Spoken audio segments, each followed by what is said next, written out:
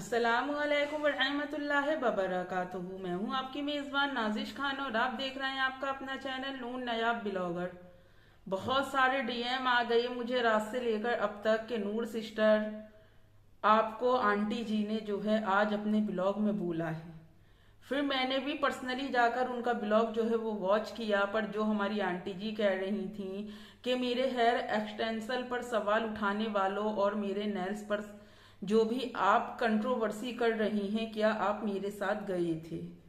उसके बाद फिर मैंने अपनी वीडियो को वॉच किया। मैंने कहा कि देखूं या तो मैं भूल गई या फिर मेरे जहन से निकल गई ये बात कि क्या वाकई आंटी जी मेरे लिए कह रही हैं।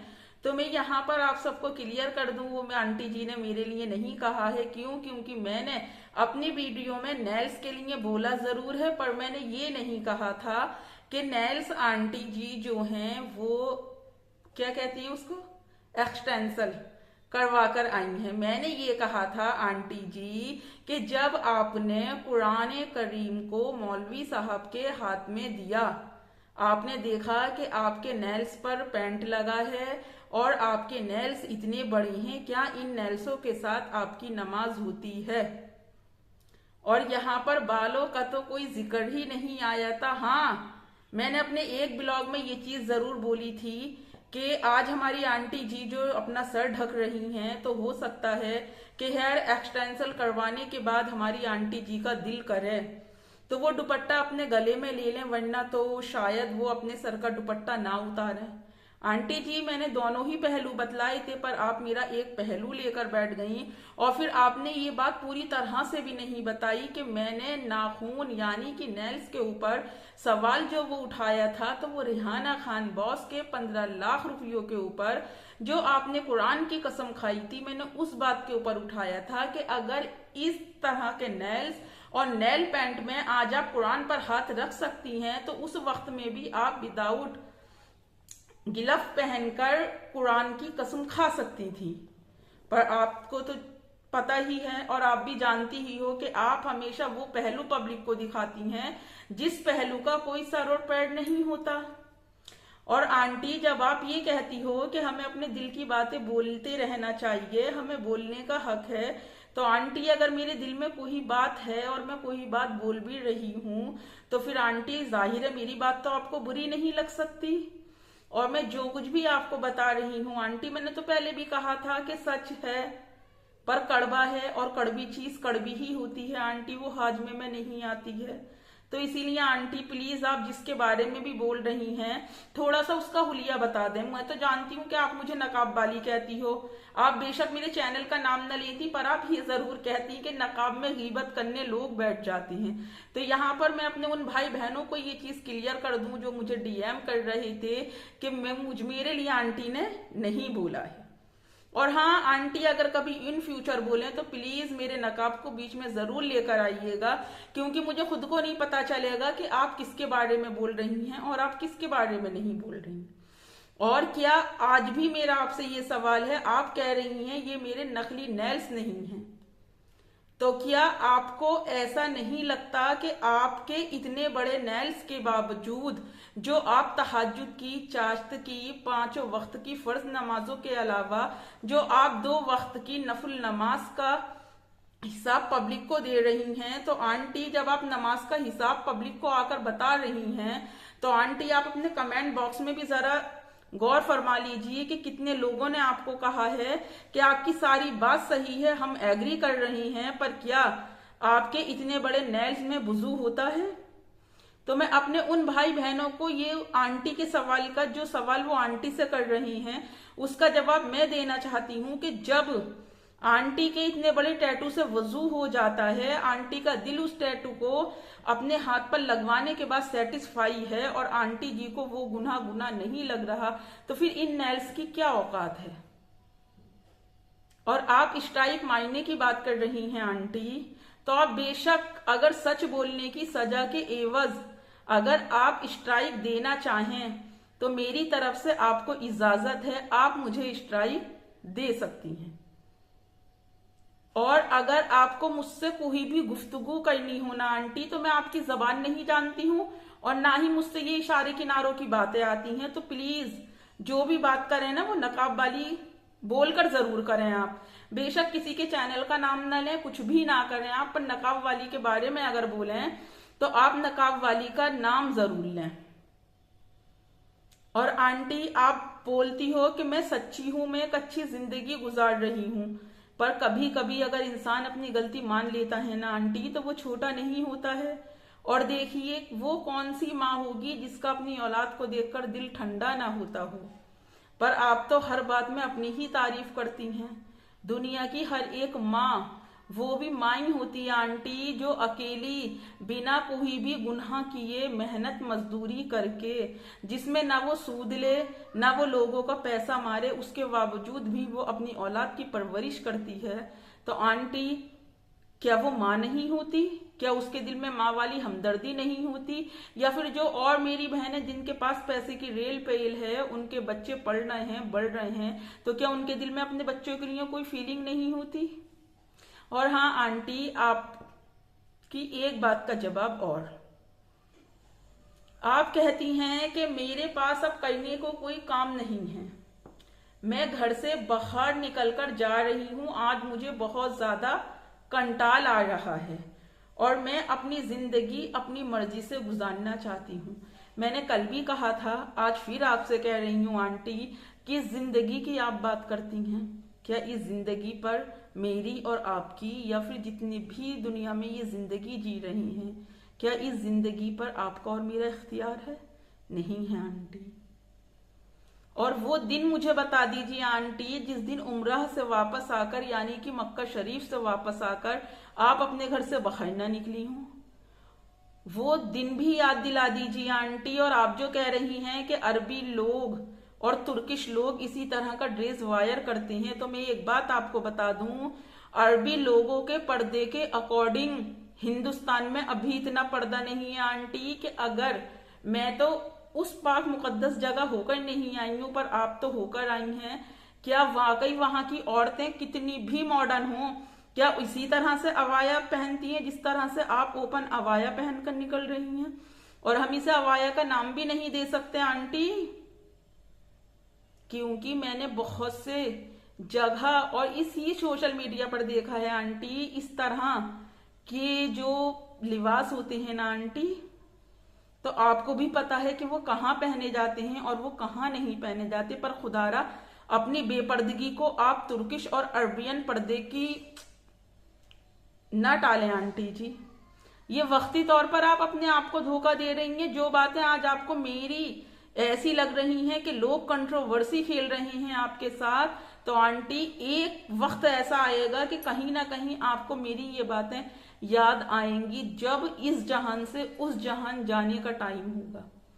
क्योंकि वो रब की जात है, उसने बड़े खरे खरों को तौबा करवा दी है, बड़े खरे खरे उसके आगे झुक गए आंटी। आपकी और मेरी तो मिसाल ही क्या है, कभी गौर करें आंटी। और आप कह रही हैं कि अब आप देखिए, आपने जीन्स और टी शर्ट पहनी, आप कह रही हैं मैं कैसी लग रही हूँ, माशाल्लाह मैं अच्छी लग रही हूँ। आप वाकई अच्छी लग रही थी। एक औरत का हुस्न जो झलकता है ना आंटी, तो वो पर्दे में रहकर झलकता है, वो चाहे काली हो वो चाहे गोरी हो। और जब आपके चेहरे पर नमाज से इतना नूर आ रहा है आपके ही अकॉर्डिंग, तो फिर आंटी ये बनावटी फेशियल और ये जो भी आप अपनी जिस्म के साथ करवा रही हैं आंटी, ये सोचिए कि आपने इससे पहले भी करवाया, आज भी आप करवा रही हैं। क्या जो उम्र आपकी 40 की है वो उम्र कभी आपकी 30 पर पहुंची? 50 की आप नहीं हुई, ये चीज आपने क्लियर कर दिया। क्यों? क्योंकि आपने कहा मैं 50 के आसपास की हूँ। तो आंटी ये बताएं, जितना सब कुछ करवाने के बाद कितने ट्रीटमेंट आपने अपनी इतनी स्किन के साथ करवाया आंटी? और आप कह रही हैं कि आंखें हर किसी की खूबसूरत होती हैं। बेशक मेरे रब, क्योंकि चेहरा मेरा रब बनाता है आंटी, तो जो चीज मेरे रब ने बनाई है वो तो हुस्न और जमील की मालिक होगी। तो फिर ये बात बताएं आंटी, क्या जो लोग आई लैशेज नहीं करवाते हैं उनकी आंखें खूबसूरत नहीं होती हैं? क्या उन्हें इस दुनिया में रहने का कोई हक नहीं होता है?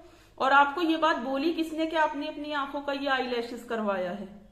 हुलिया भी बताएं आंटी, बेशक चैनल का नाम ना लें आप। कंट्रोवर्सी अगर आपको खेलनी है तो फिर आमने सामने की खेलें आंटी, दिन की रोशनी में कंट्रोवर्सी खेलें। जो जिस लेवल का इंसान हो आप उसके साथ उसी तरह की कंट्रोवर्सी खेलें आंटी। अगर आपको समझाने के तौर पर आप इस बात को कंट्रोवर्सी मानती हो कि आंटी अगर आप अपने ब्लॉग में कोई बात दिखाना चाहती हैं, कोई बात समझाना चाहती हैं, तो फिर छोटी छोटी सूरतों का जो है वो आप तर्जमा कर लें, आप भी सुनिए और लोगों को भी बताएं, जिससे आपको भी फैज हो, उन लोगों को भी फैज हो। क्या पता अगर 100 सुनकर 2 उस रास्ते को इख्तियार करते हैं। मेरा भी तो आपसे यही कहना है कि अगर मैं 100 बातें आपको करती हूँ आंटी, अगर आपने एक भी मेरी बात को अपना ली और आप अपनाती हैं, देखिए मैंने कहा बाएं हाथ से खाना नहीं खाना चाहिए, आपने फौरन सीधे हाथ पर आ गई। मैंने कहा आप अपने बच्चे को स्कूल छोड़ने के लिए गई थी, फिर आप उसके बाद अपने बच्चे को अकेला कैसे जाने दिया, उसके बाद आप लेने पहुंच गई, सडनली आपके बच्चे का फोन आ जाता है आपके पास, दिल को खुशी होती है आंटी अगर आप कोई मेरी बात को लेकर अगर आप उस काम को करती हैं। फिर ये बात सोचिए आंटी कि आप कहती हैं जैसा करोगे वैसा ही भरोगे, कर्मा इंसान का पीछा नहीं छोड़ता है। तो ये गौर और फिक्र करने वाली बात है आंटी कि 2 बार आप उम्रा की सआदत हासिल कर ली, 2 बार आप बैतुल्लाह की जियारत कराए, हम जैसे लोगों ने अभी 1 बार भी नहीं की। पर क्या उसके बाद भी रब ने आपको हिदायत दी कि आप रब की तरफ रुजू हुई? नहीं हुई आंटी। आप इसे रुजू होना कहते हैं। अगर आप वाकई रब की तरफ रुजू होती तो आप सबसे पहले जो बेपर्दगी से ये सड़क पे फिर रही हैं ना आंटी, इस तरह से ना फिर रही होती। अपनी जीन्स टी शर्ट से आपको खुद ब खुद ही नफरत हो जाती, और जो आप ये आई लैशेस करवा कर आएंगे ना, ये भी नहीं करवा कर आती। क्यों? क्योंकि इश्क अगर सच्चा हो तो महबूब की इबादत करने में मजा आता है आंटी। इसी तरह अगर बंदे का इश्क अपने रब से सच्चा है ना, तो फिर उसे दुनिया के किसी सहारे की जरूरत नहीं है। आप वो वाहिद औरत दुनिया में ऐसी नहीं है जो कि दुनिया में सिंगल मदर हैं या फिर बिन आदमी के रह रही हैं आंटी। सैकड़ों हजारों नहीं लाखों की तादाद में औरतें ऐसी हैं जो बिन आदमी के रहकर भी अपना जमीर और अपना ईमान बचाकर चल रही हैं, अपने आप को पर्दे में लेकर चल रही हैं। और अपनी बात सोशल मीडिया पर लाना तो बहुत बड़ी बात है, अपने घर से बाहर नहीं निकालने। क्यों? कि 4 लोग बातें बनाएंगे। तो कर्मा तो आगे आता ही है aunty. I agree with you, आप बिल्कुल सच कहती हो इस बात को। कर्मा तो पीछा छोड़ता ही नहीं है आंटी। और जब आपने बैतुल्लाह में जाकर यानी कि मक्का शरीफ उम्रा करने के लिए आप गई, आपने कहा कि मैं अपनी जबान की पक्की हूं, कुछ बातों का मैं इरादा करके आई हूं, मैं वो काम जिंदगी में नहीं करूंगी। कुछ बातों का पॉइंट ऑफ व्यू ये है आंटी कि कुछ बातों का, पर आप क्या कर रही हैं?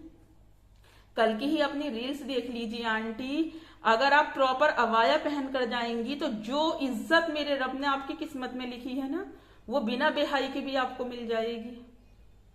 और अगर आपने ये तहैया कर लिया है कि मुझे इस तरह से ही इज्जत मिलनी है, मैं इस तरह से ही यहां से यहां तक पहुंचना चाहती हूं, तो आंटी फिर जब जिल्लत वाले काम करोगे आंटी तो जिल्लत ही मिलेगी।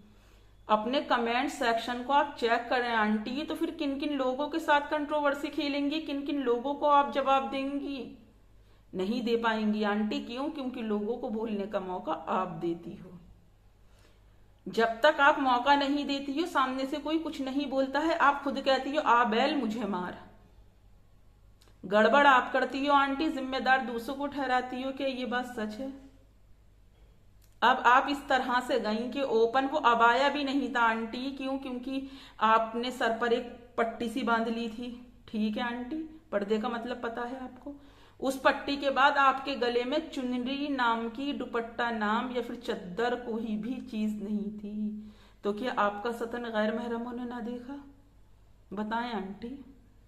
मैं फिर कहूंगी कड़वी जरूर है मगर काम की बातें हैं सारी। एक बार अपना कर देखें, एक बार सोच कर देखें और मेरी इन बातों को समझ कर देखें कि कौन सी ऐसी बात है जो इंसान आपको बेफजूल कह रहा है।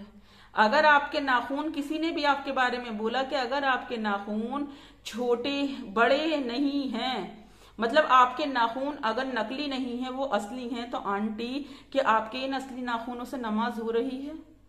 आपको ऐसा लगता है? एक ही हदीस मुझे बयान कर दें कि इन नाखूनों से आपकी नमाज हो रही है आंटी। अगर फिर मेरी उस बात से आपको बुरा लगा, इसी सोशल मीडिया पर बैठकर आपसे माफी मांगूंगी। पर साबित करें। जिस तरह से जिसने भी आपको कहा है, आप उससे कह रही हैं कि पूरे प्रूफ के साथ साबित कर कि मैं अपनी आंखों का ये करवा कर आई हूं, तो मेरे साथ बैठा था। तो साथ तो आंटी आप उस जगह पर किसी को भी नहीं लेकर जाती हैं। जैसे उन बूढ़े अंकल के बर्थडे में गए, आज तक उन बूढ़े अंकल को ही ना देखा। रास्ते में आपके फैन मिलते हैं, जो मिलते हैं उन्हें दिखा देती हो, जो ना मिलने के नाम पर बताती हो वो आज तक देखने को नहीं मिलते। बताओ फिर आंटी, अगर कहीं से कहीं भी आपको मेरी बात गलत लग रही है या फिर मैं गलत हूं। और फिर दूसरी बात, मैंने साड़ी पहनी, मैं साड़ी में माशाल्लाह मेरे सर पे पल्ला रखा था, मैं अच्छी लग रही थी। अब मुझे ये भारी जेबरात जेब अच्छे नहीं लगते, अब मुझे इनसे जो है वो बोझ महसूस होने लगता है। मैं जहां से भी आती हूँ आकर उतारती हूँ। आंटी, हर औरत जब घर से बाहर निकलती है, वो जो कुछ भी बनाव श्रृंगार करके जाती है, तो वो घर आकर उसको रिमूव भी करती है। ये थोड़ी है अगर उसने 10 तोले सोना पहना है तो वो पहनकर उसे भी ऐसी बिस्तर पर चली जाएगी। नहीं आंटी, आप कुछ नया नहीं कर रही हैं। नया तो आप ये कर रही हैं कि 2 बार उम्र की शहादत हासिल करने के बाद बिना दुपट्टे के आप सड़क पर जीन्स शर्ट और वो अबाया के नाम पर जो आप वो ओपन ड्रेस पहन रही हैं ना आंटी, नया तो आप ये कर रही हैं। और अगर आपकी पिछली जिंदगी को देखा जाए तो ये भी आप नया नहीं कर रही हैं। समझ जाइए, वक्त है, तौबा के दरवाजे खुले हैं आंटी। ऐसा ना हो कि किसी दिन अचानक मौत का फरिश्ता फिर मोहलत ही ना दे और रब के घर से दावत आ जाए और हमें उस दावत को मंजूरी देते हुए अपने रब के पास जाना पड़ जाए आंटी। तो ये कंट्रोवर्सी, ये टैटू, ये दुनिया, ये 8 लाख सब्सक्राइबर, ये लोगों की सिंपैथी, व्यूज हासिल करना कुछ काम नहीं आएगा आंटी। और आपको भी पता है, आप कहती हैं पब्लिक मेरी वीडियो में मसाला ढूंढने आती है। जब आपको ये बात पता है तो फिर आप क्यों चुप रही हैं? और जिसके ऊपर भी तीर चलाओ ना आंटी, तो प्लीज पूरा निशाना ताक के चलाओ और उसको बताओ मैं तुझे कह रही हूँ, मैं आपको ही कह रही हूँ, मैं आपको ही अपनी तरफ मुतवज्जह करती हूँ। मुझ गरीब के अगर व्यूज आपके पास जाते हैं आंटी, मुझे कोई टेंशन नहीं है। आज भी फक्र से कहती हूँ बैठकर के मैंने अपने चैनल से 1 पैसे की कमाई नहीं की।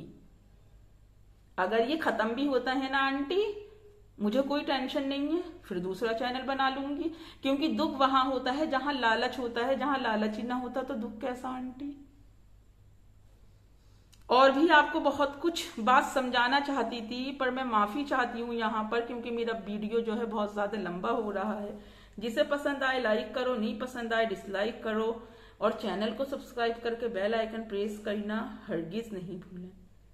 नेक्स्ट वीडियो में फिर मुलाकात होगी, तब तक अपना और अपनों का ढेर सारा ख्याल रखें, मुझे भी अपनी दुआओं में याद रखें। अल्लाह हाफिज। मैंने कहा था ना आंटी, ये पब्लिक है, सब जानती है।